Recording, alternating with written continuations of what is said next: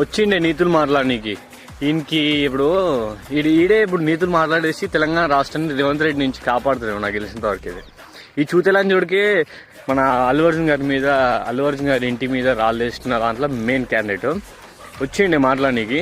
మరి నిన్నమన్నా హైడ్రా గుళ్ళు దెంగుతుంటుంటే కొన్ని వందల మంది రోడ్ల మీదకి వచ్చి మంది ఏడ్చిర్రు, ఇంకా ఇంకా ఇంకా చాలా చేసిర్రు.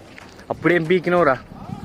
మరి రీసెంట్గా గురుకుల పాఠశాలలో కూడా 59 మంది ఫుడ్ పాయిజన్ వల్ల స్ట్రగ్లింగ్లో ఉండి ఒక అమ్మాయి అర్ధాంతరంగా ఒక 2 రోజులు కొట్టుకొని చనిపోతే అప్పుడేం పీకినవరా? మరి ఇప్పుడు మన డిప్యూటీ సీఎం ఐటీ మినిస్టర్ కూడా ఈ రాష్ట్రానికి తెలియదు తెలుసా? ఐటీ మినిస్టర్ తెలియదు. డిప్యూటీ సీఎం ఇంతవరకు టీవీలో కనిపించడం ముచ్చట్లేదు, బయటికి ఏం కనిపిస్తాడు? ఇక ఇవన్నీ అడగడానికి చేత కాదు.